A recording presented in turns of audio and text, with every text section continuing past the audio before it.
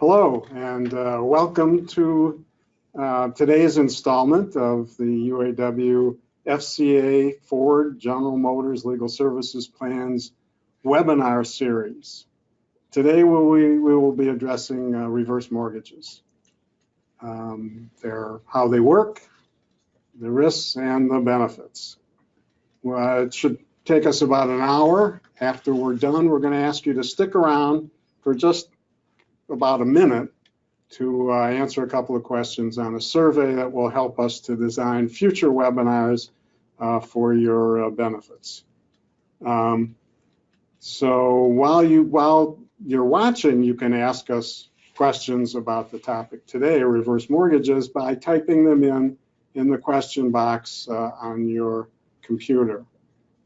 And of course, after it's over, you can always ask us questions, have us look at documents, and help you out with all covered legal services by calling us to open a case. And we'll feature that number at the end of the presentation. My name is Fred Miller. I'm an attorney. I worked for the old legal services plan for a bit over 30 years and supervised consumer work and litigation, and I'm here consulting for the new legal services plan. I also was an adjunct professor teaching consumer law at Cooley Law School. With me today is plan managing attorney Marty Quinnan.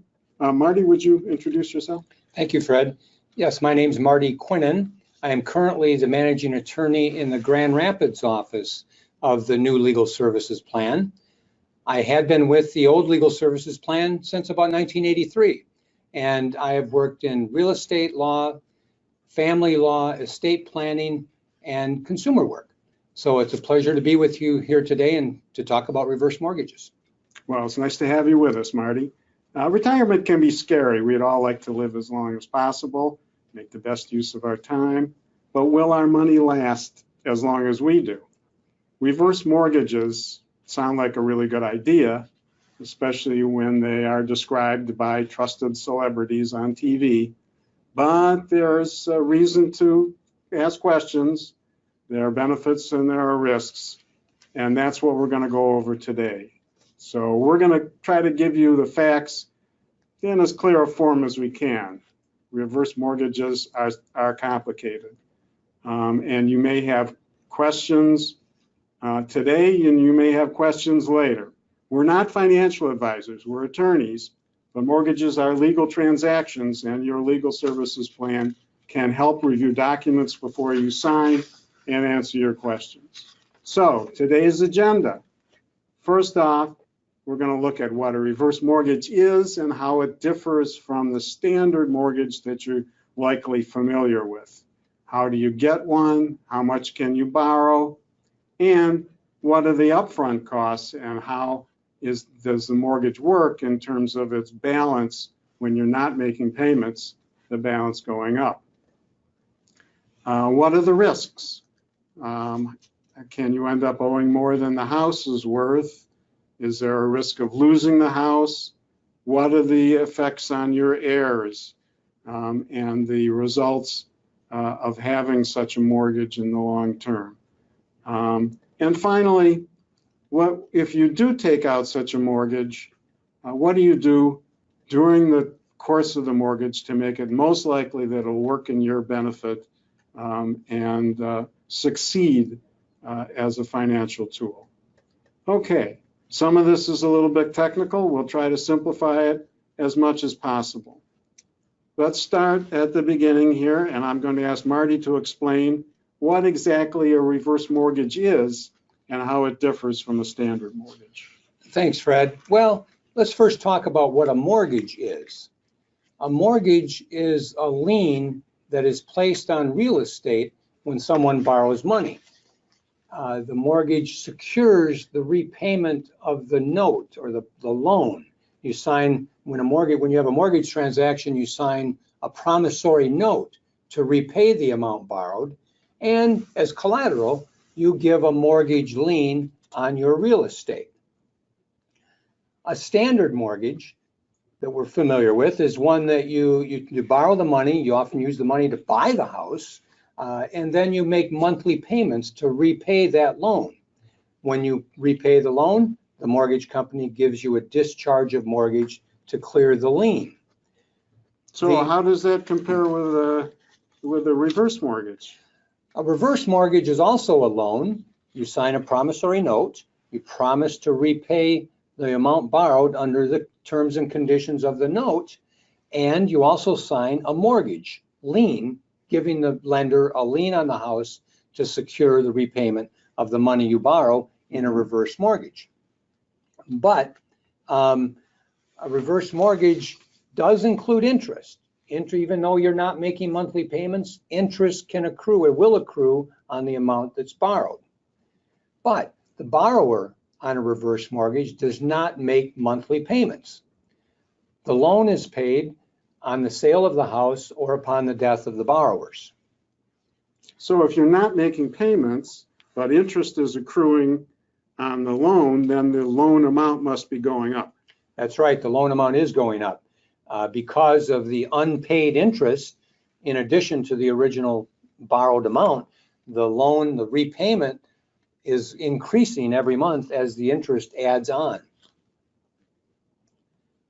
So if you borrow, let's say $150,000 on a house that's worth $300,000, and you will owe more money than the $150,000 that's borrowed when you pay it off. The benefit of a reverse mortgage, in addition to not having to make payments, is that the borrower is never liable to the lender for more than the value of the house.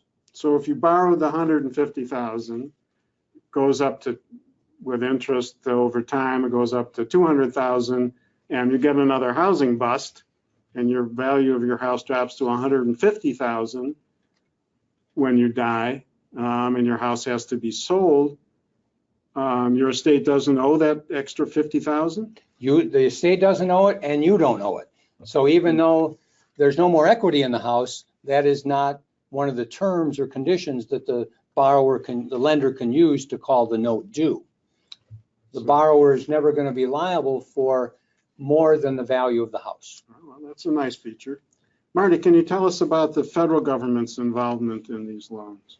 The federal government became involved by issuing programs to regulate the lending of reverse mortgages and to provide insurance for reverse mortgages. Most reverse mortgages are called home equity conversion mortgages. This is where a borrower taps into the equity in their house.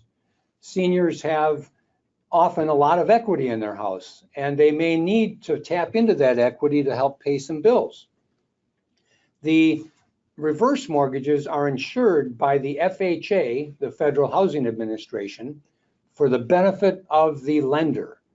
The borrower is, even though the borrower pays the premium for that FHA insurance, it's the lender who's protected in case the value of the house is less than the payoff amount when the loan is due. So reverse mortgages are more regulated than standard mortgages, but interest rates may be lower.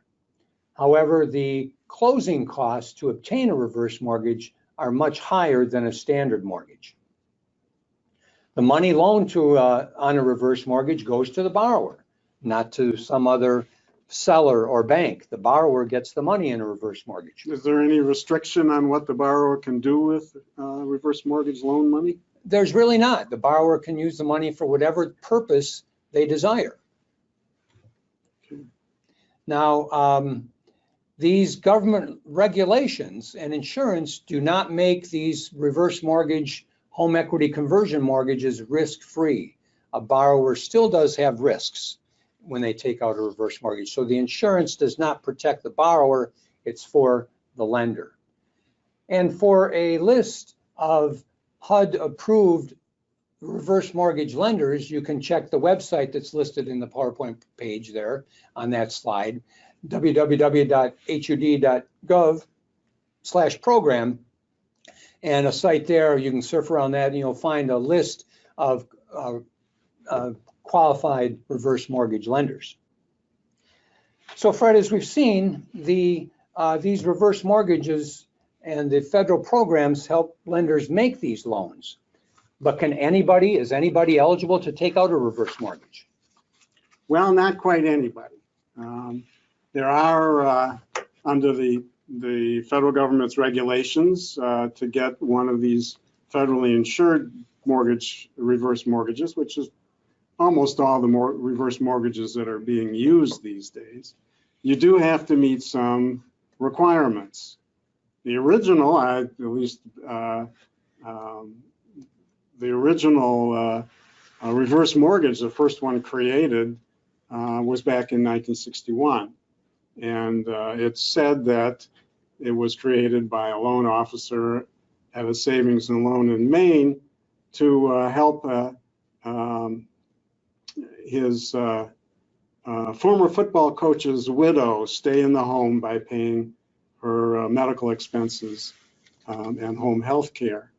You no longer have to be related to a football coach, but you do have to be 62 years of age or older. The borrowers, all the borrowers under a reverse mortgage, which would be anyone who is an owner of the house, would have to be a borrower, have to be 62 years or older. Up until recently, it was a major problem if one spouse was older and another was younger than 62, and the lenders would have the house conveyed to the older one, but the younger one would have no protections when the older borrower died, because that person would not be on title and not on the reverse mortgage at all. And the loan balance would be due. And the loan balance is due. We'll get into how that works. But there is now a provision for that situation that allows the younger borrower to be written into the reverse mortgage as a non-borrowing spouse and have the rights to stay in the house. And we'll talk about that as we go along. All owners have to be residents of the property. This is only for property that you live in. There are requirements. There's not a complete financial assessment with credit checks as you would for a standard mortgage, but now to help protect against people losing their house and by being unable to cover taxes and insurance, there is a requirement that lenders conduct an evaluation of that ability of all borrowers. And there is a program to set aside some money at the outset from the loan amount, from what's available to loan, so that homeowners are protected down the line if they're unable to pay taxes and insurance. So you wouldn't have to go through a full credit report check and background check like you would with a standard mortgage, but they would want to look at your budget. They will look at the budget and they will look at your credit history, but they're not judging it quite the way that you would for a standard mortgage. And you may qualify for a reverse mortgage. After all, the reverse mortgage really is based on the house's value and not on your ability to make monthly payments. Since you're not making payments. You're not making monthly payments. There may be an issue if you have a federal tax debt or other federal debt, which may have to be paid, likely would have to be paid out of any proceeds at the outset in order to get an FHA covered loan. And every prospective borrower who is applying for a reverse mortgage has to see or talk to an approved nonprofit reverse mortgage counselor trained through the program of the Housing and Urban Development Department. And we've got the number on the screen for HUD's automated method of finding local reverse mortgage counselors. This is an opportunity as well as a requirement. And we would certainly urge anyone who is planning to apply to do this first and to do it as completely, and make sure all questions you have get answered, and you come away with a real understanding of how your situation relates to a possible reverse mortgage. What if the borrower or borrowers own more than one residence? Can they still get a reverse mortgage? Yes, you can get a reverse mortgage on the property that is your largest residence. That is the place that you spend the most time. So if you have a vacation property that you spend part of the year at, and a residence that you spend more of the year at, you can get a reverse mortgage on the property that is your residence. The one you spend the more days at. The one you spend the I more see. days at. Okay. Now you mentioned that counseling service. Who pays for that? This is up to the homeowner to pay for. I think the average charge these days is $100, $125 to do the counseling. And unlike other costs that we'll be going over that are associated with getting a reverse mortgage, this one you have to pay out of pocket. It is not rolled into the initial loan amount. So that's something you have to expect. Now, with a standard mortgage, to buy a house or refinance, you can usually borrow 80 to 90% of the house's value. But how does that work with a reverse mortgage, Marty? How much can you borrow on these? There are limits on how much you can borrow on a reverse mortgage that are totally different than the amounts you could borrow in a standard mortgage. There are several factors that are considered by the lender in how much you can borrow. The most important is the age of the youngest borrower or the non-borrowing spouse. The younger the borrower, the less money that could be available to borrow on a reverse mortgage. So the younger you are, the less money the lender would loan to you. So why is that the amounts are lower with the younger borrowers? Well, you have to remember that nobody's paying back this reverse mortgage. There are not monthly payments being made. So the lender's loaning money out and they're not getting payments monthly in return. So if it's a younger borrower, they have to wait longer to get their money back based on life expectancy since they're younger. And so the lender is not willing to loan as much to a younger borrower as they would an older borrower. Another consideration is the value and the location of the house. Of course, with this reverse mortgage, we're talking about tapping into equity. How much equity do you have in the house and what is the value of the house? Another factor is the current interest rate that's available for reverse mortgages. The borrower also may choose different payout arrangements, and that can affect the amount that's available to get on a reverse mortgage. So let's look at some examples. Let's take a borrower who owns a $300,000 house and has no current mortgage. If the youngest borrower is age 65, the maximum loan amount is between $135,000 and $144,000. So much less than 80 to 90% of the value of a house that you would be able to borrow with a standard mortgage. More like about 40 yes. or so percent. Now, if the younger borrower is age 75, the maximum loan amount is between $153,000 and $162,000. The older borrower at age 85 could get on a $300,000 house between $182,000 and $189,000, depending on how they take the money out. Should you always take the maximum when you're taking a reverse mortgage loan? Well, not necessarily. I don't think so. I think you would take what you need. I think so. I think that's the wise way to do it. You don't want to take the maximum amount, I don't think, because remember, this is a debt that is a lien on the house. And the more you take out, the more you're going to pay an interest, or your heirs will pay an interest when the house is sold. Uh-huh.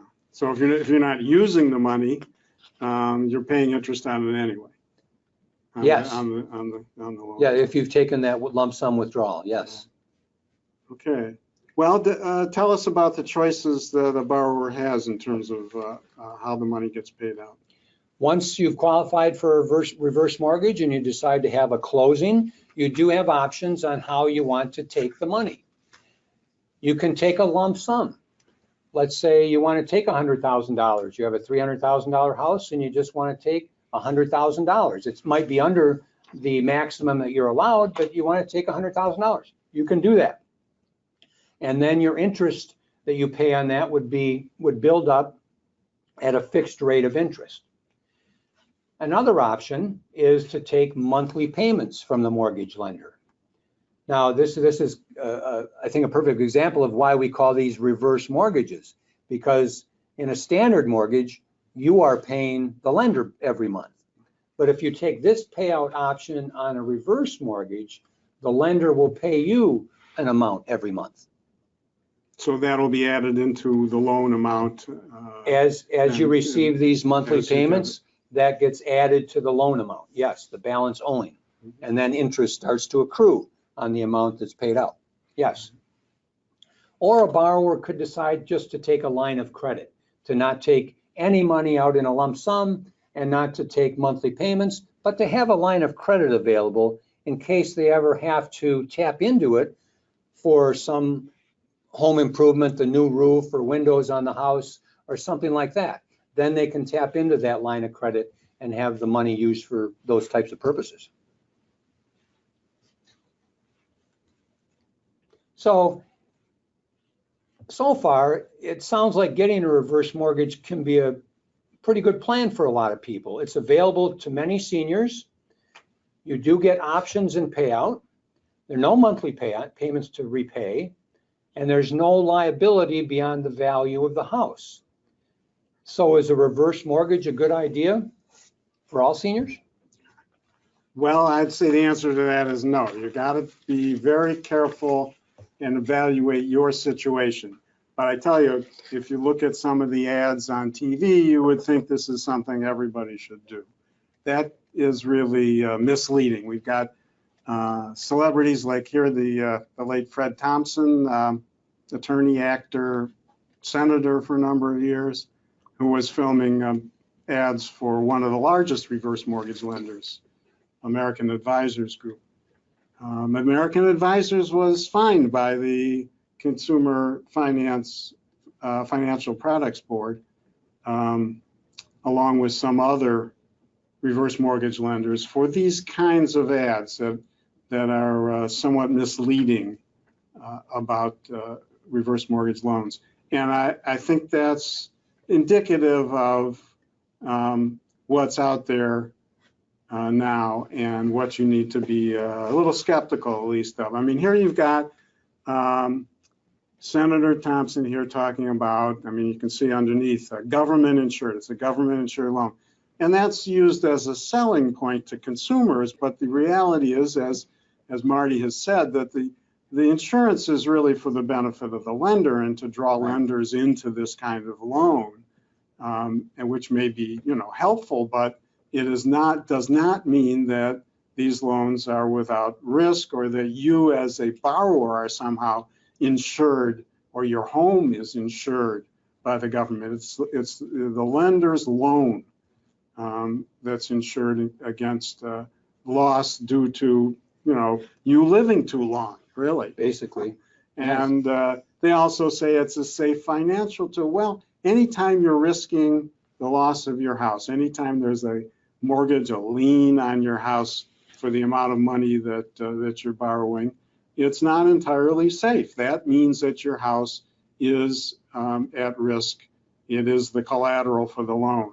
So it's really misleading to say this is a safe financial tool. So the bottom line is be skeptical and do your homework and ask questions, including questions of us at the plan that we can answer. They're not for everybody.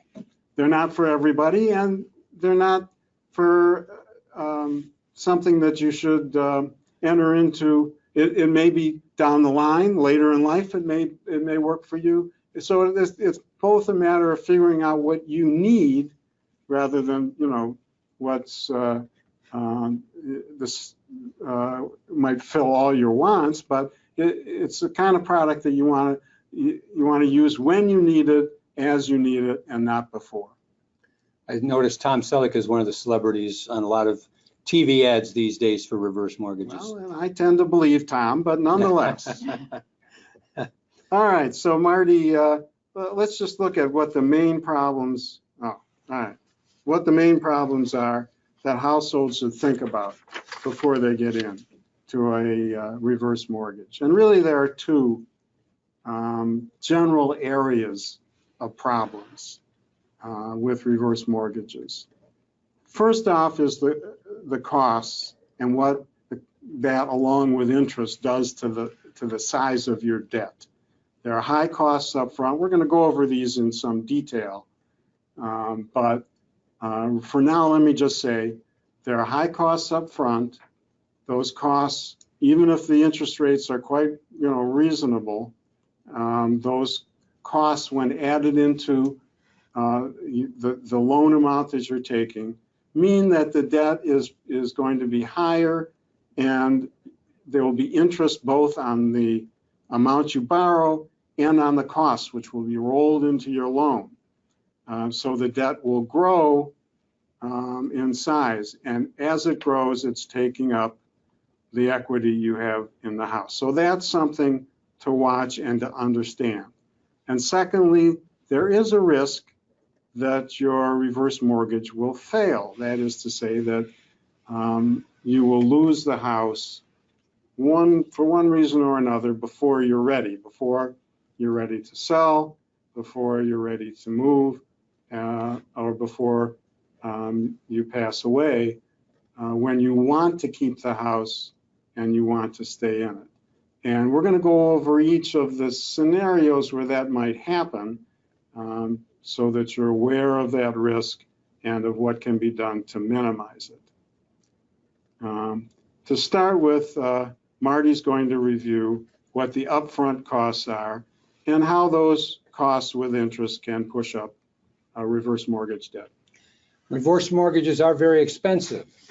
There is, in closing on a reverse mortgage, an origination fee.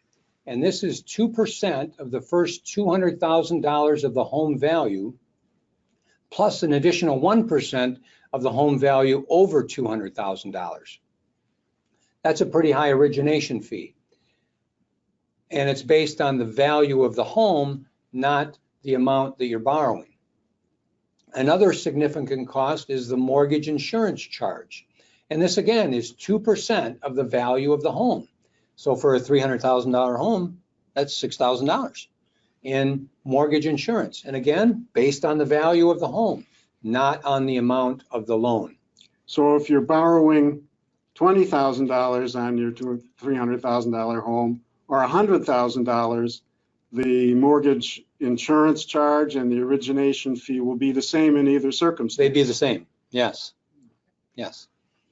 And plus you have the normal closing costs on a mortgage transaction. The mortgage company would require an appraisal. There would be title insurance costs, surveys, recording fees, county costs, things like that. And these costs are usually just bundled into the loan at the closing. So these are not costs that the borrower has to pay out of pocket up front, like they would for that counseling cost. Okay, well, how do these fees and costs add up in a typical reverse mortgage? Well, they're much higher than in a standard mortgage. As an example, for a $300,000 home, you would have that $5,000 origination fee, the $6,000 mortgage insurance cost, and estimated additional closing costs of about $2,800. So $13,850, almost $14,000 to close on a reverse mortgage on a $300,000 home. And this amount is part of the loan. And you repay that loan with interest at rates between 4.5% to 5.5%. You don't repay it every month, but it's adding up. It's building up every month that the reverse mortgage exists, likely decreasing the equity that you have in the home over that time. Now, so that's like around the ballpark current interest rates for reverse mortgage loans. What does it mean that most of these, the ones you described before, are variable interest loans? Some of the, depending on the payout you take, if you decide to take payments over on monthly payments instead of a lump sum, then a variable rate is charged in interest, and that rate can go up. And I believe there are caps on that, which roughly about double the initial rate. But there are caps on how high that interest rate can go if you decide to take payments out in monthly installments, or if you decide to take a line of credit. When you take the money out on a line of credit, you're paying at a variable rate of interest, which changes over the life of the reverse mortgage and can increase certainly over the life of that. So if we end up with another high interest rate period, as we've had in the past, a while back now, but then you can expect those rates to rise later on in the loan. Yes, for instance, on a $100,000 loan, instead of, if the variable rate doubled and you had $100,000 outstanding drawn on a line of credit, you might just be paying $5,000 a year in interest in the first year, but then if that rate went up, you could end up adding $10,000 in interest per year if the rate were 10% on that $100,000 balance. Mm-hmm. So that really would eat up the equity quickly in the house. Well, looking at this loan over time with interest, how do the fees and costs and interest affect the loan balance? Well, the best way to show that is by example. Let's say you borrowed $80,000 in a reverse mortgage. You took the money up front. You took a lump sum. Now you've got your $13,850 in closing costs. So that is your original loan amount, that $93,000. If the borrower dies or wants to sell the house just 2 years later, that amount has gone up to $104,000. So that's how much we'll be owing when the loan is then due under those terms. So that's the original $80,000 plus the upfront costs of $13,850, and then interest for 2 years on both of those added together. Because interest is charged on those costs that you pay up front. Mm-hmm. That are charged up front. That's right. So in a way, because you're paying those origination fee and mortgage insurance, they are like finance charges, otherwise known as interest, and then that becomes part of your loan. So in a way, you're paying interest on interest over the life of the reverse mortgage loan.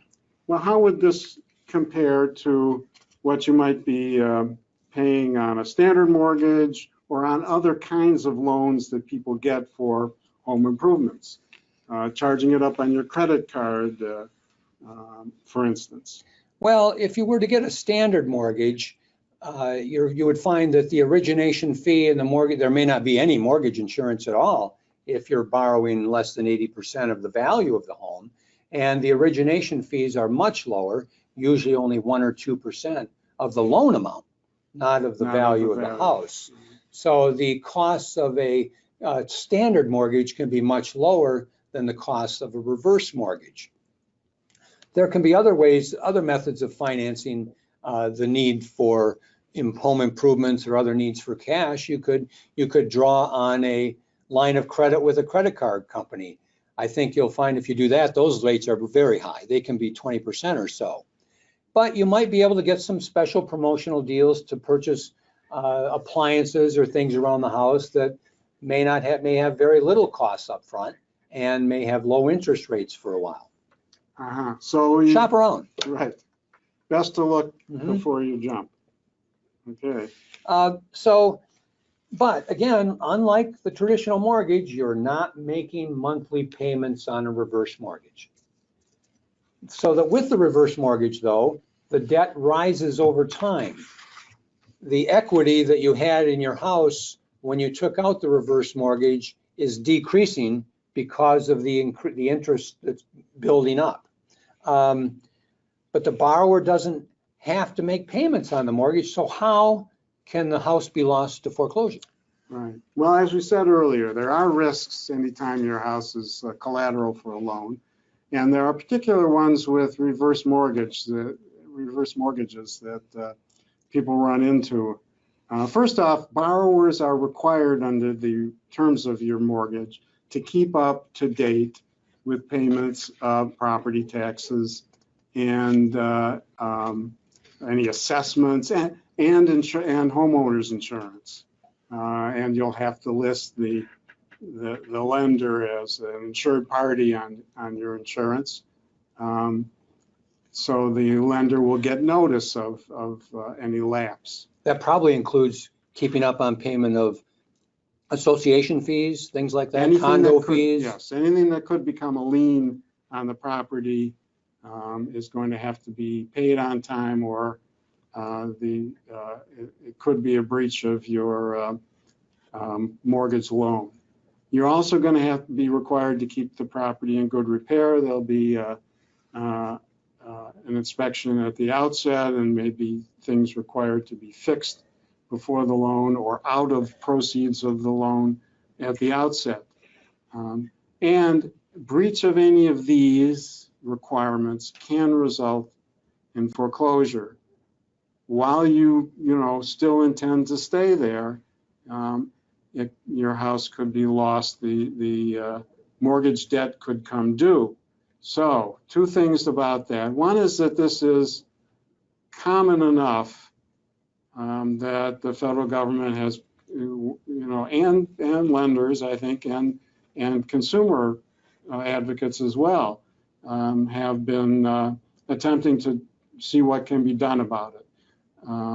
HUD study showed that about 18% of reverse mortgages at some time in their course run the risk of foreclosure due to tax or insurance delinquencies that extend long enough to make it possible to foreclose. Now, a lot of those situations, something is worked out and payments are made and brought up to date. But that's a significant enough risk, and enough houses are lost this way that HUD has instituted some new requirements I mentioned earlier to look at the ability of borrowers to make those payments down the line. It's also something that borrowers need to look at themselves and consider and plan for the ability to make tax and insurance payments all the way through the life of the mortgage. And if there's a problem, borrowers need to act on it quickly when it comes up. So if there's a foreclosure for breach of one of these conditions, non-payment of taxes or insurance, and you can't fix it before the foreclosure is finished, does that mean the borrower has to repay the entire balance to save it from being lost? Yes, that's what it means.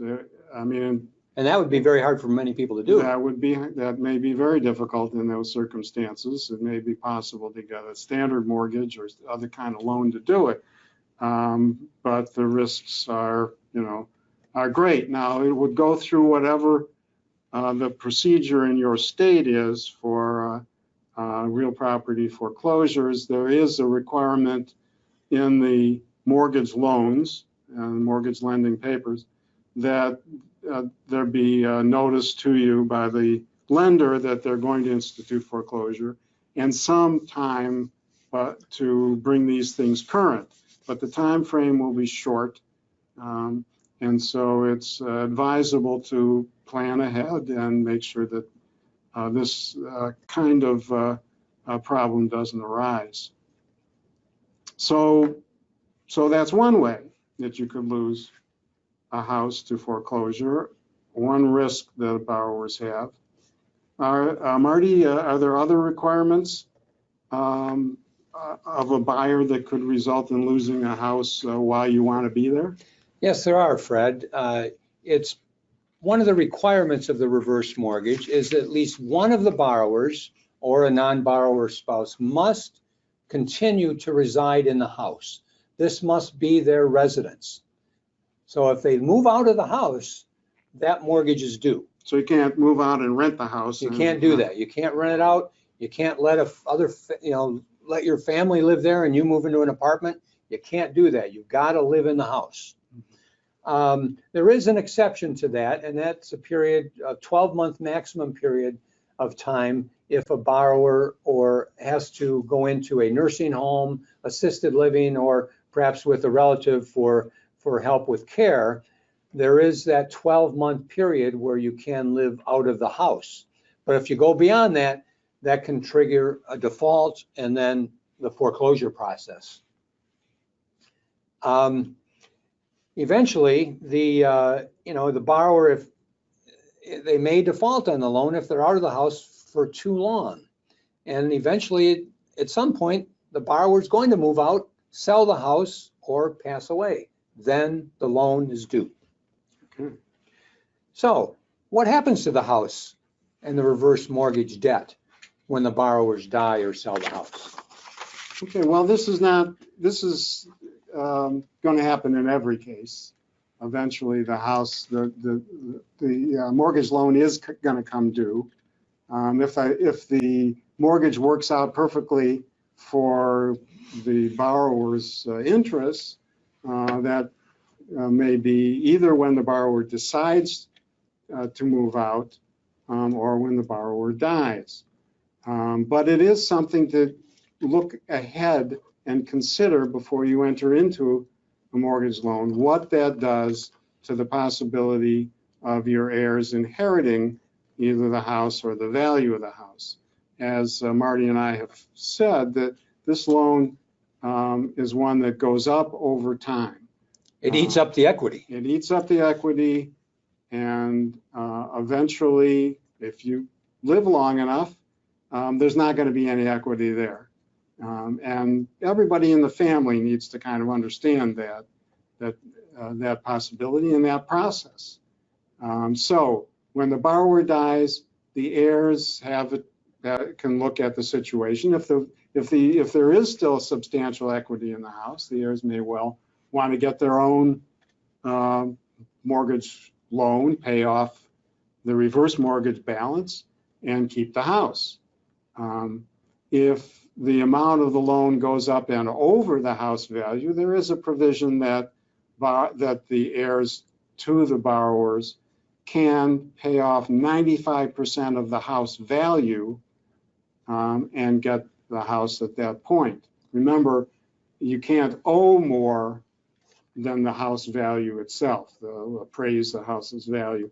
And you can't owe more than the house's value even if the loan balance has gone well over that. So if the loan balance is much higher than the value of the house, the heirs have the option of paying 95% of the value of the house. Right. So if the house value is still $300,000 on that, on that loan, but the loan, the borrowers have lived a long time. Their original $150,000 loan is now, $400,000. They don't owe the $400,000. The estate doesn't owe the money over the value of the house. Plus, the heirs can pay off 95% of that $300,000 value of the house, and that will satisfy the obligation under the reverse mortgage loan, and they will get the house free and clear at that point. 95% is still a situation where, heirs who may have expected something else may be a bit disappointed, since for a lot of people, their houses are the main thing they have to set down for future generations. To pass on to their family, right. Yes. Mm-hmm. So if you don't pay off the amount or the 95% of house value, whichever is less, then the house will be sold by the reverse mortgage lender at a foreclosure sale. There won't be an obligation on the estate to pay anything further, but the house is lost. So any reverse mortgage can in the end mean a loss of the equity in the house for heirs. There's also an issue with non-borrower spouses. We mentioned that those who are listed since the rule change in 2014, as non-borrower spouses, that is usually somebody who's too young to be a borrower at the time. At the time the loan is At the made. time the loan is made, will be able to stay in the house, but can't continue to get reverse mortgage proceeds if there's, for instance, the monthly payments you mentioned, or an equity line of credit as a part of the reverse mortgage. The non-borrower spouse will not be able to draw on that, but they will have the right to stay in the house until they die, as long as the taxes and insurance get For their paid and life. such. Yeah. Right, because Okay. their life was the one that was used in determining the amount of the loan originally. Other non-borrowers, even if they're closely related to the borrowers, children, grandchildren, etc., who are living in the house, and of course this happens a lot these days, will not have any rights like that. And that's something else to consider.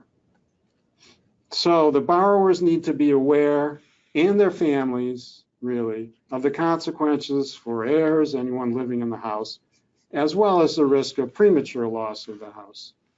Marty, is there anything else that borrowers should be concerned about?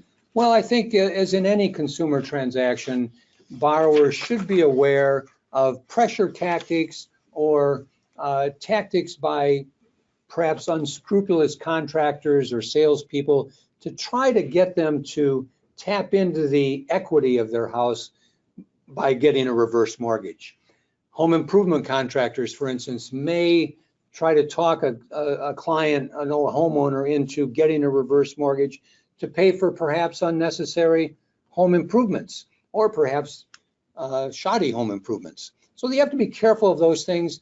Insurance agents, financial planners may try to talk people into tapping into the equity of their home with a reverse mortgage to buy insurance products, such as expensive annuities or other types of financial products. So you have to be careful of that. And realtors may approach someone about tapping into the equity by getting a reverse mortgage to engage in some risky real estate transactions, flipping houses, or some other types of real estate transactions. So you have to be careful of those kinds of things, the things that you would look out for in any consumer transaction. Okay, so think about it before you buy. Bring the documents to your legal services plan. Open a case with us. We can take a look at that, at those documents, and discuss your plans, and give you answers to your questions before you sign on the dotted line. One question that we have is, what happens if you get married after entering into a reverse mortgage loan? As we said before, there's the non-borrowers, there's the spouses who are borrowers. Chuck and Mary are both over 62. They borrow as a reverse mortgage. Then the younger of them, the amount that's borrowed and really the terms of the mortgage are going to be set based on the age of the younger borrower. And if the older one dies, the younger one can stay on, can continue to draw as a borrower from any equity line. If Chuck and Mary take out a reverse mortgage and one is 75 and the other is 60, too young to be a borrower, the younger one can be listed as a non-borrower in the reverse mortgage, and if the older spouse dies, the younger one can stay on in the house for the full length of their life, as long as everything, taxes, insurance, and everything is met, but won't be able to continue borrowing or accessing a line of credit. What if Chuck is not married when he takes out a reverse mortgage? Right. And then marries later? If Chuck is fortunate enough to find Mary after the reverse mortgage is taken out, it's a bit of a problem, and something they need to be aware of, really. And that is that Mary will not be listed at all in the reverse mortgage, having not been on the scene as a spouse at that point. and therefore will be like the other relatives we talked about, not have rights under that. She wouldn't have a right to stay in the house. She would not have a right to stay in the house. The debt will come due if Chuck dies, and Mary will either have to find a way to pay off whatever the amount of the reverse mortgage debt is at that point, or we'll have to sell the house if there's equity to be gotten out at that point. So even though she may inherit the house from his estate plan, there's still that lien there. The reverse mortgage lien is there, and the house has to be used to satisfy it. Well, unless they refinance, they have to refinance, and they get a whole new set of costs at that point. So it may not even make a lot of sense to do it. But that's another thing to keep in mind. Let me just say this, that there, even with the situations of like a non-borrower spouse, it's something that needs to be looked at right away on the death of the borrower. There's notice requirements in the mortgages. The non-borrower spouse will have to be on title very quickly after the death in order to maintain the rights of a non-borrower spouse. So in all these situations, really, when changes come about, it's a good time to call your legal services plan and have us make sure that you're following up, correctly to protect your interests. So if I own a house with my wife and maybe I've added a child as a joint owner to avoid probate or something like that, can I get a reverse mortgage?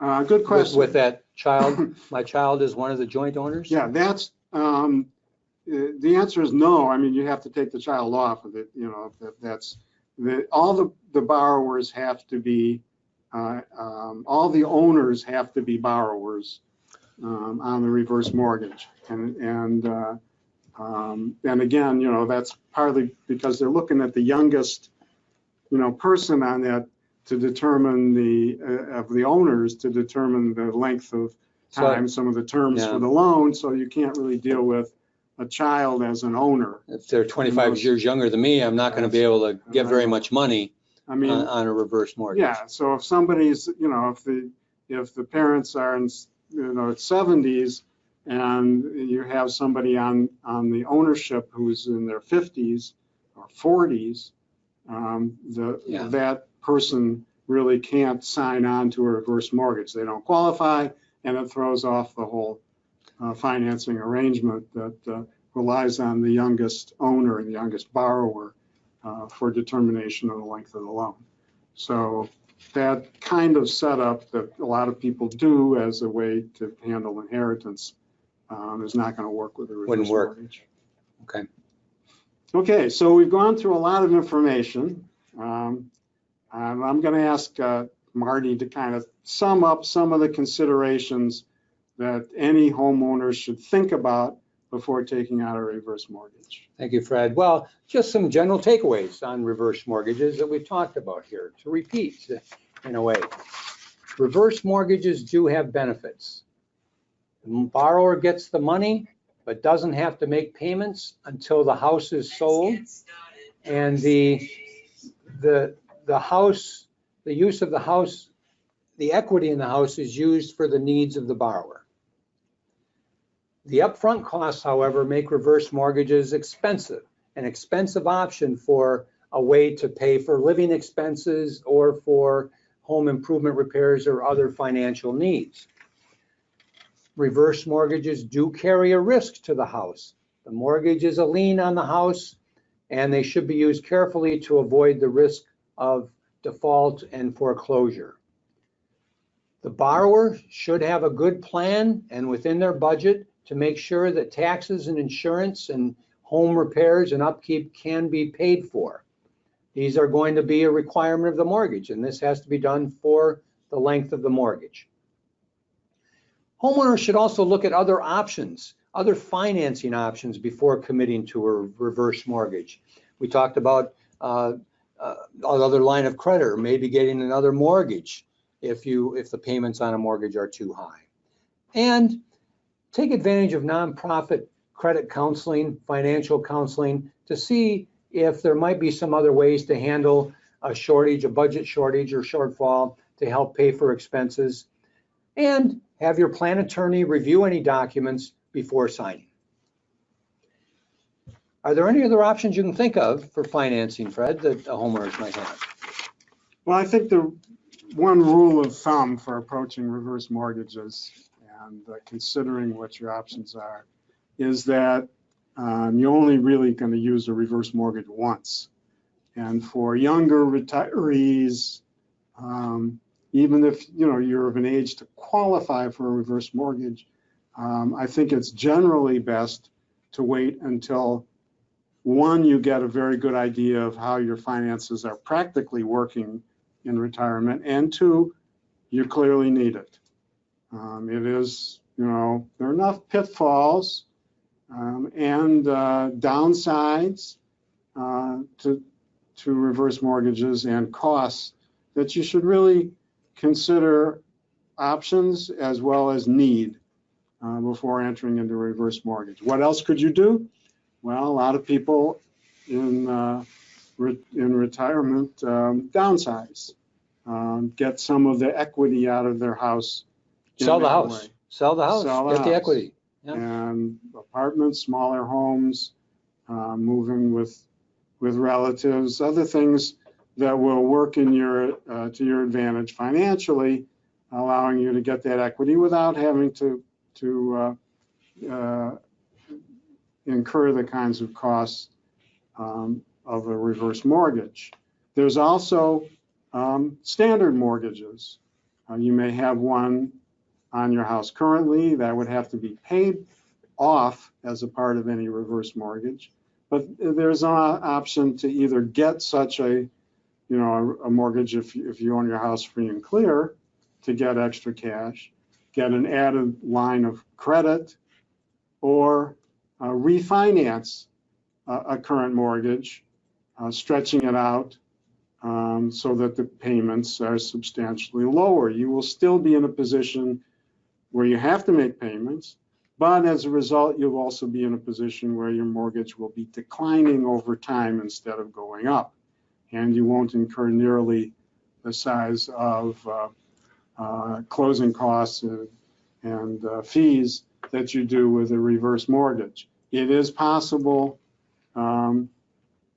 these days for retirees to get a line of credit or on their mortgage or refinance, though it's, you have to sometimes shop around for lenders who are willing to consider your retirement situation in whole, since your income is likely dropped. You don't have wages anymore. Right.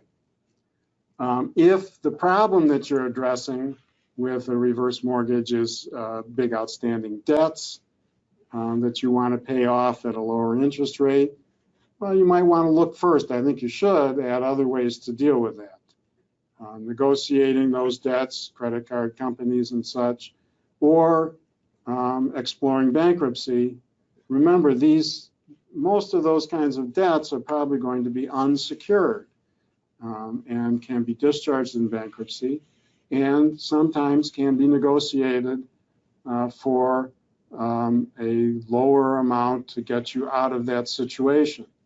And we can give you some assistance with looking at what can be done about your debts, or if you are considering bankruptcy, your legal services plan can refer you to a bankruptcy practitioner.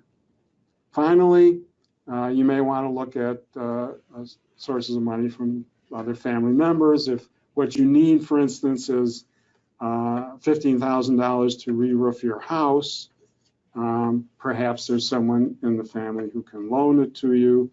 We tend to encourage people to do it in a formal enough manner that everybody understands, and it's written down on paper exactly what the loan is and how it works. Otherwise, you run into trouble later on. And that family member who's loaning the money wants to have some collateral. They want to have a security or get a mortgage. That's right. And in fact, one of the things that you can consider is doing a reverse mortgage within the family. All it is really is, a mortgage loan with the kind of provisions that we've been discussing. The amount is not due until the house is sold or the death of the borrower. And your legal services plan attorney can draw up papers like that for you if that fits your situation, your needs, and the agreement of the other member of the family involved. So those are some options. I'm sure it's not exhaustive, and really the bottom line is consider your options before entering into a reverse mortgage. Marty, if a homeowner does take out a reverse mortgage, there's things that homeowners should think about in terms of protecting that and making the most of it. Well, sure. I feel like I'm repeating myself in some ways, and I am. It reminds me of a law professor once who told me in making arguments that the first thing I should do is tell people what I'm going to say, and then say it, and then after that, tell them what I said. So in a way, I'm doing that here too. But one thing I do want to emphasize is that a reverse mortgage taps into the equity in your house. If you don't have equity in your house, you're not going to be eligible for a reverse mortgage. So if you have an existing mortgage loan that has, let's say, an $80,000 balance, and your house is worth $100,000, there's not enough equity there for you to get a reverse mortgage. So the reverse mortgage lets you get into the equity of your house. If you do get the reverse mortgage, you have to pay your property taxes on time. You have to keep your homeowner's insurance up to date. You have to keep your home in good basic repair.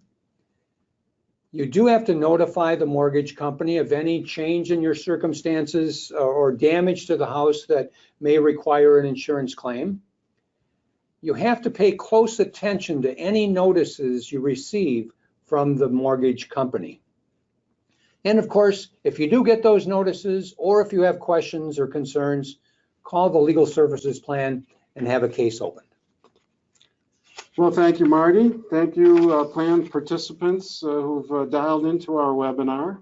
I'm going to ask all of you to stick around online for just a minute or so for a very brief survey. Again, this is a program of webinars, and we need your input in order to determine what else we should address that you're most interested in. So stick around. Thank you for participating. Watch for future webinars, and remember, this is your plan. Any legal problems that we cover for you can be handled by a call to 1-800-482-7700. You'll be able to talk to a plan attorney, or for items that we don't handle, we'll get you to a cooperating private attorney to take a look at your issues at a reduced rate. So it's your plan. Please feel free to take full advantage of it. And thank you. Thank you, Fred. Thank you.